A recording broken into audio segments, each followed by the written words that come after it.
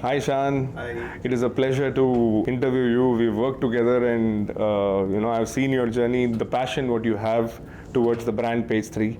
I've seen that in the last 13 years how you built the brand. So it'll be great if you can speak about yourself and your journey in Page 3, how it started off and how you've evolved and what you look at it in future. Thank you, Ronak. Thank you for asking me this. So you also have been a part of us. Page 3 started in 2009. So this was actually the brainchild of CKK and Bina, who is the founders of Naturals. Then Naturals was in a mass premium brand. So there was a gap for a luxury brand. While Naturals customers was higher income, upper income, but we never had the elite who is walking into a Naturals. So where was the gap?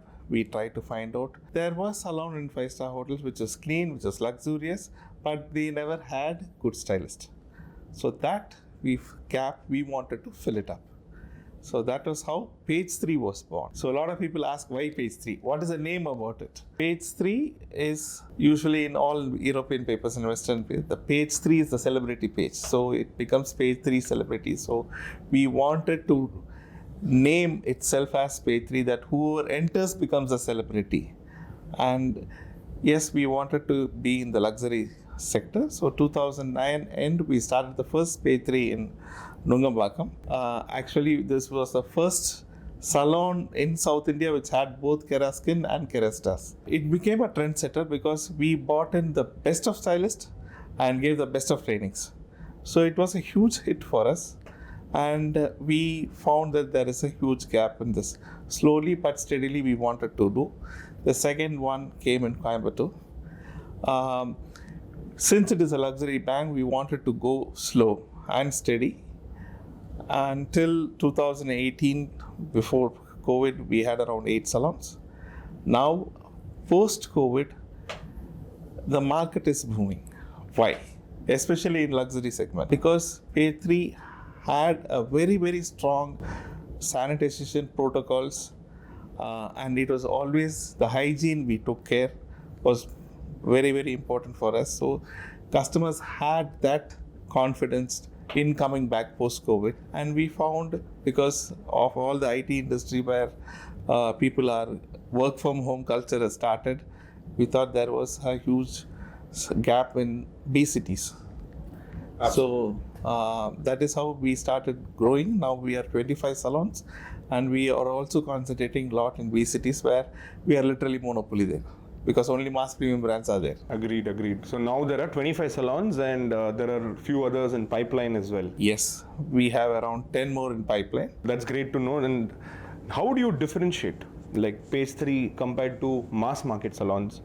How do you differentiate it? I understand that it is a luxury segment brand, but in terms of differentiation, other than that, what is the key focus of the brand and the vision behind Page 3? So if you see a lot of brands now call luxury, but luxury comes very, very clear form. Whereas all what we say Page 3 culture is, we don't service a customer, we give them experience. Experience comes out of first the interiors, okay, very soothing interiors, very soothing colors we have.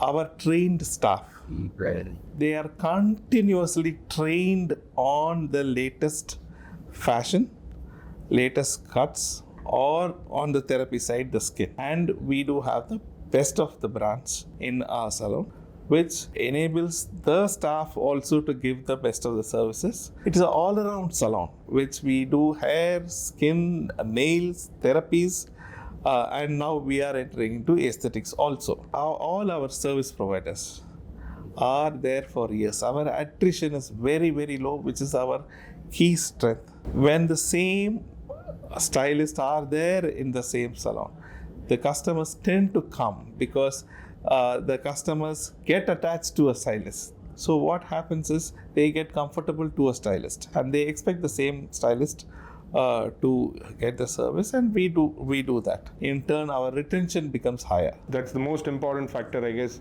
in the mass market salons. Though Page 3 is from Naturals family, Naturals is a mass market brand where we have 150 salons in Chennai itself, around 140 and odd salons.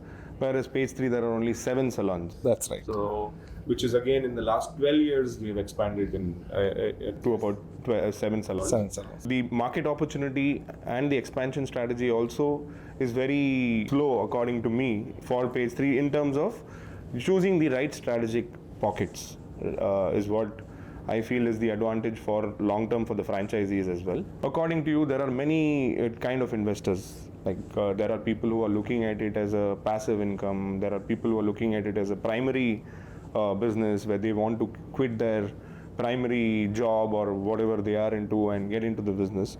But they end up investing in a wrong business. So, according to you, is Page 3 a business which can be run as a passive income? Okay, to answer this, let me slightly expand the whole franchisee business. There are franchisee this thing in different sectors, right from restaurants to diamonds to our service industry, salons, which is the most popular, I think. So the franchisee has to, if he has some money, a person, a man or a woman who has money to invest, should fit into what kind of business, whether he has time to sit in the business, run the business, or he wants to just invest and let the money grow. I think very important is the person has to decide how much time he has, how much time he is interested in to sit in the business and grow the business, or he wants to just passively invest it and the returns come. So that he has to be clear. And second thing, as far as Page 3 is concerned, it is not a passive kind of income model. We expect the franchisee to be actively participating in the business, because again we are in the luxury segment where the people who enter would want to connect with the franchisee, would want to see the owner in the salon, want to connect with them, speak with them. That is very natural in that space. So we would expect the franchisee to be there actively participating in the business, but we do not expect the franchisee to know the business. That is where we come in. We teach them what to do, what not to do, and handhold them. That's a valid point, because there are many individuals who are just actually investing in a wrong business and then they lose out a lot of money, That's hard-earned money, by getting misguided. According to you, does a franchise consultant or a mentor help individuals in choosing the right business? Is it required for individuals who are getting into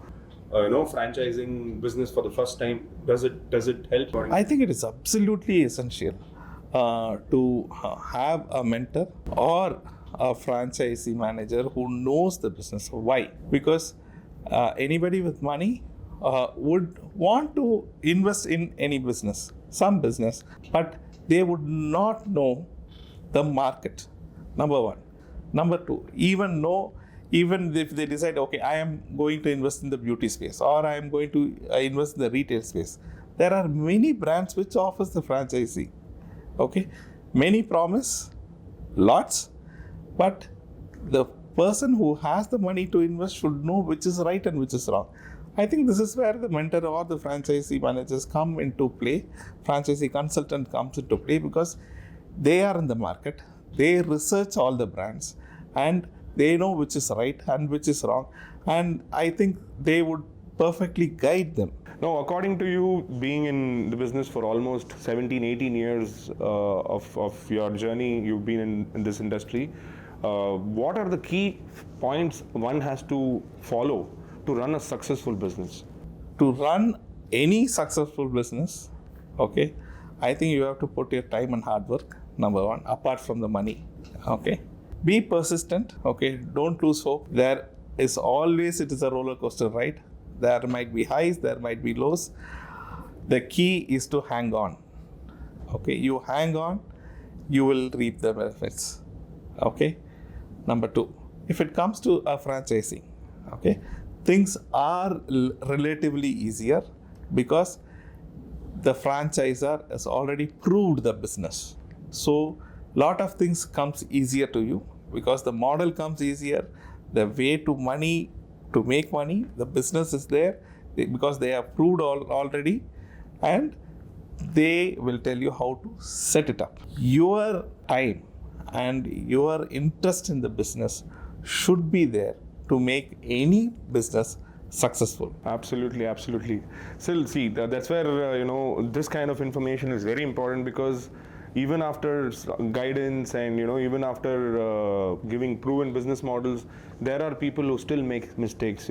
So why do they fail? According to you, what are the factors why they still fail? To choose the business, right? The kind of business. I think that is where again I'm telling you need a franchisee consultant or a mentor who knows about the business and says that, okay, you can safely invest in this business. If you choose the right business, again it is a business. Again, the risks are there. I think again analyzing the business first, knowing in and out of the business is very, very important. It is not only investing money to learn whichever field the business is in. It might be jewelry, it might be a salon, it might be a retail, wherever you are. Learn the business. As a franchisee, you can always keep improving the model. I've seen where though the business plan and the projections of the capital investments are made, but few investors end up investing more in the interiors, more in the other areas, and they don't focus on working capital and the marketing budgets which the brand is asked to implement. Yes. So how important is this financial planning? I think it all starts from there. Because you are first investing something, that is money, right? Unless you don't plan properly, okay, it is not going to start itself proper. That is where again a franchisor comes into saying that, okay, this is the amount you have to invest, but you as a franchisee, as a person who is investing, ask people around, ask your franchisee consultant, is it right, is it wrong, and allocate money accordingly, judicially. Exactly as you said, don't try to overdo something and then get short of something else, because when you put on interiors, it is as equal as that you should also invest in your marketing, in your social media, in your digital, because no point in having a beautiful place where nobody is entering. Yeah, it's like having a Taj Mahal, but yeah, people don't know about the Taj Mahal. Exactly. Great. I think it's great insights what you've given, from your side, your experience. I think it'll be helping a lot of individuals who are looking at salon investment, because the experience what you have and you carry is actually going to be, and the insights what you've given right today is going to help a lot of people around. Thank you for your time, Shan. Thank you. Thanks a lot.